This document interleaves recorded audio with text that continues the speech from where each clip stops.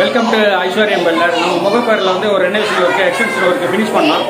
அந்த ஒர்க்கை பற்றி நம்ம வீடியோ பார்க்கலாம். எப்படி முடித்தோம், முடித்த பிறகு எப்படி ஃபங்க்ஷன், எப்படி ரூம்ஸ் வீடெல்லாம் வந்திருக்கு, ஓனர் என்ன சொல்கிறாங்க அப்படிங்கிறத அந்த வீடியோவில் பார்க்கலாம். வீடியோவில் போகலாம் வாங்க. வணக்கம் சார். சார் எப்படி சார் எங்கள் சர்வீஸ் இருந்துச்சு கொஞ்சம் சொல்லுங்கள் sir. Thanks to aishwaryam.builders. Thank you sir. Last ஒரு 4 months அந்த ப்ராஜெக்ட் போச்சு. சரி சார். ஒரு ஹேசல் ஃப்ரீயாக ஒரு சீம்லெஸ்ஸாக ஸ்மூத்தாக போச்சு எல்லா ஒர்க்கும். நான் ஸ்டாப்பாக சீக்வன்ஸ் ஆஃப் ஒர்க்ஸ் ரொம்ப கிளியராக பிளான்டு, வெல் பிளான்டாக டெடிக்கேட்டடாக ஒர்க்மேன்ஷிப்பை பிளான் பண்ணி சொன்ன மாதிரி ஒரு டார்கெட் பண்ண மாதிரி ஒரு 120 days நம்ம அச்சீவ் பண்ணோம். சரி சார். ஸோ இந்த 120 days was a pleasant journey. எனக்கு ரொம்ப ஒரு pleasant journey. And it's not only pleasant journey, ஏன்னா இதுதான் எனக்கு என்னுடைய லைஃப் லாங் என்னுடைய மெமரபிள் ஒரு ஹவுஸ் கன்ஸ்ட்ரக்ஷன்றது ஒரு லைஃப் டைம் அச்சீவ்மெண்ட் ஒரு என்னோட லைஃப் இங்கே தான் இருக்க போகுது. ஸோ இந்த 120 days is very crucial. So aishwaryam.buildersோட நான் பிளான் பண்ணி இதை சக்ஸஸ்ஃபுல்லாக கம்ப்ளீட் பண்ணி கொடுத்ததுக்கு தேங்க்ஸ் டு aishwaryam.builders. நன்றி சார். நன்றி சார். நன்றி மேடம். நன்றி மேடம்.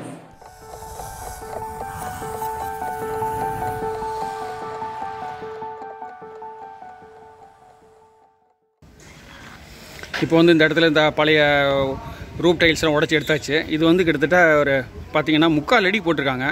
இது மாதிரி போடுறதுனால நாங்கள் ஓவர்லோட் ஆகும். அந்த மாதிரி ஓவர்லோட்லாம் பண்ணி ரூப் டைல்ஸ் போட்டிருக்காங்க. அதனால் ரிமூவ் பண்ணியிருக்கோம். இப்போ இதுக்கு மேலே ஒரு ஃப்ளோர் வரும், அந்த மாதிரி வரும். இதில் வந்து தேவையில்லாத வாட்கள்லாம் உடச்சி எடுக்கிறோம். இந்த காலத்தெல்லாம் சிப் பண்ணிவிட்டு அதில் காலரைஸ் பண்ணுறதுக்கு ப்ரொவிஷன் பண்ணுவோம் நாங்கள். இந்த ப்ராஜெக்டை பற்றி நம்ம தெளிவாக பார்க்கலாம். இது வந்து முகப்பேரில் வந்து வெஸ்ட்டில் உள்ள ஒரு வீடு. இதில் வந்து உள்ளார வந்து ஃபஸ்ட் ஃப்ளோரில் ரெனோவேஷன் பண்ணணும், ரூமை பெருசு பண்ணணும், இருந்த ஹாலை வந்து மாடியை பண்ணி நவுத்து வைக்கணும். நிறைய சின்ன சின்ன வேலைகள்லாம் இருந்தது. டக்டெல்லாம் அந்த க்ளோஸ் பண்ணிவிட்டு டாய்லெட்லாம் உடச்சிட்டு அதை வந்து ரூம்ஸ் ஆக்கணும், அந்த மாதிரிலாம் இருந்தது. அது மாதிரி புது ரூமாக இருக்கிற இடத்துலையும் அந்த இடத்துல வந்து டாய்லெட் வைக்கணும், அந்த மாதிரியெல்லாம் இருந்தது. அந்த வேலையெல்லாம் பண்ணணும். அது பண்ணிவிட்டு அதுக்கப்புறம் வந்து மேலே வந்து செகண்ட் ஃப்ளோர் வந்து எக்ஸ்டெண்ட் பண்ணிவிட்டு அந்த வீடை ஃபினிஷ் பண்ணோம். இது வந்து ஒரு 3 மாதம் 3.5 மாதம் டூரேஷனு. வீடை கரெக்டாக டயத்தில் முடிஞ்சுது. இந்த சைட்டை பற்றி சேலஞ்சான விஷயம் என்னென்னு பார்த்தாக்கா, இது வந்து பக்கத்தில் பொருள் வைக்கிறதுல இடம் கிடையாது. ஒன்லி கார் பார்க்கிங் ஏரியா மட்டும்தான். அதில் தான் நம்ம பொருள் வச்சு எடுக்கணும், அந்த மாதிரி சூழல் இருந்தது. அதனால் நான் லிஃப்டிங் வந்து லேபர் குறைக்கணுங்கிறதுக்காக நான் ஏசிசி பிளாக் யூஸ் பண்ணேன். அதே நேரத்தில் இந்த வீடு பழைய வீடும் கூட, அதனால் அதில் வந்து ஓவராக லோடு ஏறக்கூடாது அப்படிங்கிறதுலையும் கவனமாக இருந்தேன். இதில் வந்து ரெடிமிக்ஸ் காங்கிரீட் போட்டேன். எனக்கு வந்து மிஷின் வைக்கலாம் இடம் கிடையாது. அதனால் வந்து இந்த மாதிரி ரெடிமிக்ஸ் காங்கிரீட் போட்டது ரொம்ப யூஸ்ஃபுல்லாக இருந்தது. ரெடிமிக்ஸுக்கும் நார்மல் காங்கிரீட்டுக்கும் லேபர்லையும் மெட்டீரியலையும் பெரிய வித்தியாசம் வராது. ஏன்னா அது குவான்டிட்டி எடுத்து அதுக்கான ரேட்டு போட்டு தான் கொடுப்பாங்க. அவங்க ஏற்கனவே கால்குலேட் பண்ணி வச்சுருப்பாங்க. ஏன்னா வந்து ஃபேக்ட்ரி வச்சுருக்கவங்களுக்கு தெரியாதானே. அவங்க வந்து பெருசாக எனக்கு டிஃப்ரென்ஸ் இல்லை. ஆனால் இதில் என்ன வசதி இருந்ததுன்னா, எனக்கு வந்து இடம் வந்து யாரையும் டிஸ்டர்ப் பண்ணல. ஈஸியாக நான் காங்கிரீட் போட்டு வெளியே வந்துட்டேன். என்னுடைய அந்த ஒர்க்கோட வேல்யூமோட காஸ்ட்டு குறையலை. அதே நேரத்தில் அந்த வேலையை வந்து யாரையும் டிஸ்டர்ப் இல்லாமல் பண்ண முடிஞ்சுது. அதுதான் எனக்கு ஒரு பெனிஃபிட்டாக இருந்துச்சு. அங்கே எப்போதுமே கிளைன் சாய்ஸ்க்கு தான் வந்து பெயிண்ட் அடி போனாங்க. அதை பேஸ் பண்ணினால அவங்க கிரே அண்ட் ஒயிட்டு கேட்டாங்க. அதை கிரே ஒயிட்டு ஃபேஸ் பண்ணி ஃபினிஷ் பண்ணியிருக்கோம் நாங்கள். எலிவேஷன் பெயிண்ட்டு உள்ளார என்டர் ஆனோன்னா கார் பார்க்கிங். அது பார்த்திங்கனாக்கா ஒரு பெரிய ஹாலு, டைனிங் வருது. அந்த டைனிங் இடத்துல தான் டாய்லெட் இருந்துச்சு. அந்த டாய்லெட்டை உடச்சிட்டு தான் அந்த இடத்துல நம்ம வந்து இப்போ டைனிங் வச்சுருக்கோம். நம்ம இந்த டைனிங் வந்து ஃபுல்லாக இங்கே டாய்லெட்டு காமன் டாய்லெட் இருந்துச்சு. அதை உடச்சிட்டு நம்ம வந்து டைனிங் வச்சுருக்கோம். அடுத்து வந்து கிச்சன் பார்த்திங்கனாக்கா அந்த லாப்ட் வச்சுட்டு அதில் சின்ன வேலை மாடிஃபிகேஷன் இருந்துச்சு. அந்த மாதிரி பண்ணோம்.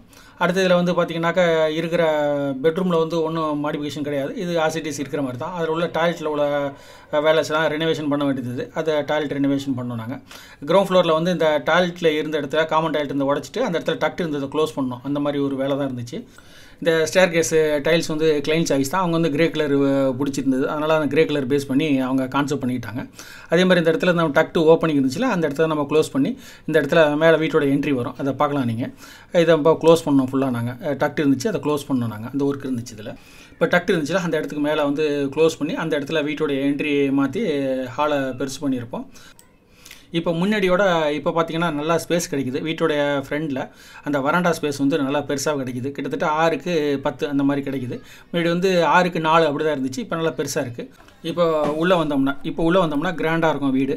பார்த்திங்கன்னா சின்ன ரூமாக இருந்துச்சு. இப்போ வந்து நல்லா பெரிய ரூமாக கொடுத்துருக்கோம். கீழே பார்த்திங்கனாக்கா நம்ம பிஜி வீட்டு பின்னர் டீடைல்ஸு 2x4 அந்த மாதிரி கான்செப்டில் மார்பிள் கிரனைட்டு அந்த மாதிரி கான்செப்டில் மார்பிள் கான்செப்ட் எடுத்து பண்ணியிருக்கோம். ஃபுல்லாக ஒயிட்டு. வீடு பார்க்குறதுக்கு டே டைம் நல்லா பிரைட்டாக இருக்கும். அந்த மாதிரி வெளிச்சத்தோடு பார்க்குறதுக்கு நல்லா ப்ளசண்ட்டாக இருக்கும். அந்த மாதிரி பண்ணியிருக்கோம். கீழே இருந்த அதே மாதிரி டைனிங் ஏரியாவை ஓப்பன் டைனிங் ஆக்கிட்டு என்ன பண்ணியிருக்கோம்னா கிச்சனு ஃபுல்லாக அதே மாதிரி ஒயிட் கலரில் கொடுத்துருக்கோம். கீழே என்ன ஒயிட்டோ அதே பேஸ்டு வால் டைல் தான் வந்து கிச்சன் டைல்ஸாகவும் பண்ணியிருக்கோம் நாங்கள். இப்போ அடுத்து பார்த்தீங்கன்னாக்கா அங்கே யூட்டிலிட்டி ஏரியாவும் பார்த்தீங்கன்னா அதை பேஸ் பண்ணி ஒரு பேட்ஸு கான்செப்டில் டைல்ஸு ஓட்டியிருக்காங்க. இது கிளைண்ட்ஸ் அண்ட் ஜென்ரலாக டைல்ஸு செலெக்ஷன் எல்லாமே கிளைண்ட்ஸ் கொடுத்துருவேன், எப்போதுமே அவங்களே சூஸ் பண்ணிக்கிட்டோன்ட்டு. அந்த மாதிரி விதத்தில் அவங்க சூஸ் பண்ணிக்கிட்டது தான். இதில் கிச்சன் வந்து பார்த்திங்கன்னா கீழே வந்து ஃபுல்லாக ஃபஸ்ட் ஃப்ளோர் வந்து ஒயிட்டு, அது ஒயிட் பேஸ்டான டைல்ஸு அந்த மாதிரி நம்ம பண்ணியிருப்போம். இதே பார்த்திங்கனாக்கா செகண்ட் ஃப்ளோர் போகும்போது அப்படியே மாறும், பிளாக்கில் கொடுத்துருப்போம். அதை ஃபஸ்ட் ஃப்ளோர் வந்து ஃபுல்லாகவே அவங்க வந்து ஒயிட் பேஸ்டு கான்செப்ட் தான், டைல்ஸு ஃப்ளோர் எல்லாமே ஒயிட் பேஸ்டாக பண்ணியிருக்காங்க. மாஸ்டர் பெட்ரூமில் பார்த்தீங்கன்னாலும் அந்த ஒயிட்டு எங்கேயுமே வேறு கலர் வேணான்ட்டு ஒயிட்டே பேஸ்ட்டு எடுத்துருக்காங்க, ரொம்ப ப்ளசண்ட்டாக இருக்குது. அடுத்து பார்த்திங்கன்னா இந்த டாய்லெட்லேயும் பார்த்தீங்கன்னாக்கா நம்ம டோர்ஸில் இந்த மாதிரி பிக்சர் உள்ளதெல்லாம் போடலாம், அது மாதிரி மயில் மாதிரி பண்ணியிருக்கோம். இந்த டைல்ஸும் அவங்க க்ரீன் கலர் பேஸ்ட்டாக சூஸ் பண்ணியிருக்காங்க, க்ரீன் கலர் டைல்ஸு. அடுத்து பெட்ரூம் டோர்ஸு பார்த்தீங்கன்னாக்கா அது ஸ்டீல் பீடிங் டோர் அப்படின்னு சொல்லிட்டு நம்ம பேனல் டோரு. நார்மலான டோர்ஸோட இது கொஞ்சம் காஸ்ட்லி, இருந்தாலும் நல்லா குவாலிட்டியாக இருக்கும், பெயிண்ட் அடிக்கலாம் அவசியம் இல்லை, நேராக அப்படியே எடுத்து மாட்டிடலாம், வாட்டர் ப்ரூஃபிங் கூட. அந்த மாதிரி டோர் பெட்ரூம் டோர் இது பண்ணியிருக்கோம். அதே மாதிரி பார்த்திங்கன்னா அடுத்த டாய்லெட்டு பார்த்திங்கனாக்கா அவங்க அந்த கிரே ஓரியன்டான கலர்ஸில் தான் டைல்ஸ் வாங்கியிருக்காங்க, ப்ளஸ் டோர் வந்து ஒயிட்டு அந்த மாதிரி பண்ணியிருக்கோம். அப்படியே நம்ம செகண்ட் ஃப்ளோர் ஏறி வந்தோம்னாக்கா நம்ம செகண்ட் ஃப்ளோர் மேலே ஏறி வந்தோம்னாக்கா ஃபுல்லாகவே பார்த்திங்கன்னா செகண்ட் ஃப்ளோரில் வந்து பிளாக் ஓரியன்டு அவங்க கான்செப்ட் போயிருக்காங்க. அவங்க கீழே வந்து மார்பிள் ஓரியன்டான கான்செப்டும் மேலே வந்து நம்ம கிரனைட் ஓரியன்டான கான்செப்டும் போயிருக்கோம். மேலே வந்து லைட்டு நிறையா சஃபிஷியண்டாக இருக்குங்கிறதுனால லைட்டை ரெடியூஸ் பண்ணணுங்கிறதுக்காக அவருடைய பிளான் இது. ஏன்னா லைட்டு நல்லாவே கிடைக்கும், அப்போ லைட்டை ரெடியூஸ் பண்ணணுங்கிறதுக்காக கீழே ஃப்ளோரில் வந்து டார்க் மாதிரி பண்ணியிருக்காங்க. நிறையா ஸ்பேஸு நல்ல லைட்டிங் இருந்ததுன்னா இந்த மாதிரி நம்ம ஃப்ளோரில் டார்க் பேஸ்ட்டாக போய்க்கலாம். மற்றபடி லைட்டிங் ப்ராப்ளம் இருக்கிற இடத்துல நம்ம வந்து ஒயிட் பேஸ்ட்டாக டைல்ஸ் ஓட்டுறது ரொம்ப நல்லது. அந்த மாதிரி கான்செப்டில் இது பிளாக் பண்ணதுனால ஈக்குவலைஸ் பண்ணுது. கீழே வந்து நம்ம ஃப்ளோரில் டார்க் கொடுத்துருக்கோம்ல, அதே பேஸ் பண்ணி வால்லையும் அதே டைல்ஸ் ஒட்டியிருக்கோம். அதனால் பார்த்திங்கன்னா மேட்சிங் ஆகுது, ஒரு மாதிரி நல்லாயிருக்கு. நம்ம எப்போதும் டிசைனுங்கிற பேரில் புதுசாக ஒரு டைல்ஸு ஒரு கலரு ஃப்ளோர் ஒன்று அப்படின்னு ஒன்று ஒன்றா வைக்கும்போது அது நிறையா கலர் ஆட் ஆகிக்கும். இப்போ என்ன பண்ணியிருக்காங்கன்னா வால் அடுத்து டைல்ஸ் ரெண்டே கலர் தான் இருக்குது. இப்போ அவங்க மெட்டீரியல்லாம் வைக்கும்போது அதுக்கெல்லாம் கலர்ஸ்லாம் வரும். இப்போ நம்ம மேலே என்ன பொருள் வச்சாலும் அந்த பொருள்லாம் கலர்ஸ் ஆட் ஆகும். அந்த மாதிரி கான்செப்ட்டில் நம்ம வீடுகள் கட்டும் போது இது மாதிரி கலர்ஸ் ரெடியூஸ் பண்ணுறது ரொம்ப நல்லது.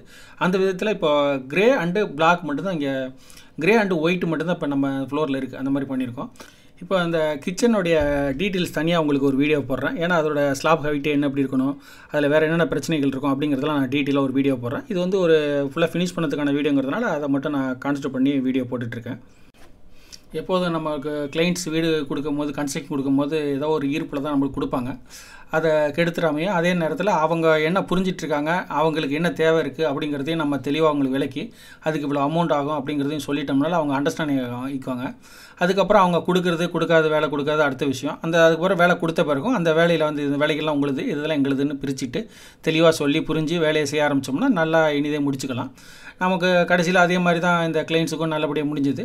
இது வந்து அவங்க நம்ம வேலையாட்களுக்கும் நமக்கும் சில பரிசு பொருட்கள்லாம் கொடுத்தாங்க. அதோட ஃபங்க்ஷன் கடைசியில் பார்த்துட்டு வந்தோம். அதே மாதிரி நான் எல்லா வீடியோக்களையும் சொல்லுவேன். என்ன சொல்லுவேன்னா, ஒரு கிளைண்ட் வந்து விருந்தினரை கூப்பிட்டு சாப்பாடு போடுறதோட வேலை செஞ்சவங்களை கூப்பிட்டு சாப்பாடு போடுங்க அப்படிம்பேன்.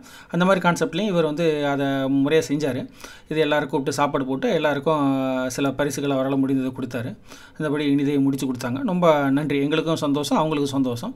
இந்த ப்ராஜெக்டோட அப்டேட்ஸ்லாம் நிறையா நான் போட்டிருக்கேன் வீடியோவாக, அதெல்லாம் நீங்கள் பாருங்கள். நிறைய வீட்டு பிளானும் கொடுத்துருக்கேன் என்னுடைய சேனலில், அதெல்லாம் பாருங்கள். உங்களுக்கே ஒரு ஐடியா வரும். உங்களுக்கு ஒரு வேளை சென்னை சுற்றுப்பகுதியில் கன்ஸ்ட்ரக்ஷன் பண்ணுறதா இருந்தால் நீங்கள் எங்களை தொடர்பு கொள்ளுங்கள், நாங்கள் உங்களுக்கு பண்ணித்தரோம். சென்னை விட்டு வெளியில் இருக்கிறவங்களுக்கு பிளான் மட்டும் தான் எங்களால் பண்ண முடியும். நீங்கள் வந்து எங்களை வாட்ஸ்அப்பில் மட்டும் தான் தொடர்பு கொள்ளணும், ஃபோன் பண்ணி ட்ரை பண்ணக்கூடாது.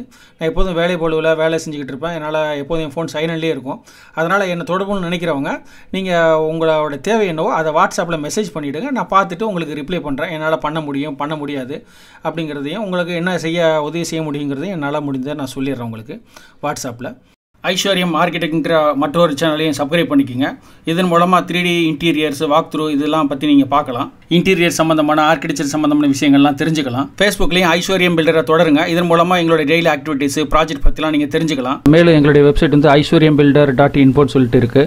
அதை நீங்கள் டைப் பண்ணி பார்த்தீங்கன்னா மேலும் எங்களுடைய கம்பெனி என்னுடைய ப்ராஜெக்ட்ஸ் என்ன பண்ணியிருக்கோம் எல்லாத்தையும் தெளிவாக நீங்கள் தெரிஞ்சுக்கலாம். மேலும் உங்களுக்கு ஏதாவது ப்ராஜெக்ட் பண்ணணும்னு விருப்பப்பட்டீங்கன்னாக்கா நீங்கள் இந்த என்கொயரி ஃபார்மில் ஃபில்அப் பண்ணி நீங்கள் எனக்கு அனுப்புங்க. நான் பார்த்துட்டு உங்களுக்கு கால் பண்ணுறேன். என்கொயரி எதாவது பண்ணணும்னு நினச்சிங்கனாக்கா நீங்கள் வாட்ஸ்அப் பண்ணுங்கள், இல்லது எனக்கு வந்து மெயிலில் என்கொயரி ஃபார்மில் வந்து ஃபில் பண்ணி அனுப்புங்க. நான் பார்த்துட்டு உங்களுக்கு நான் ரிப்ளை பண்ணுறேன்.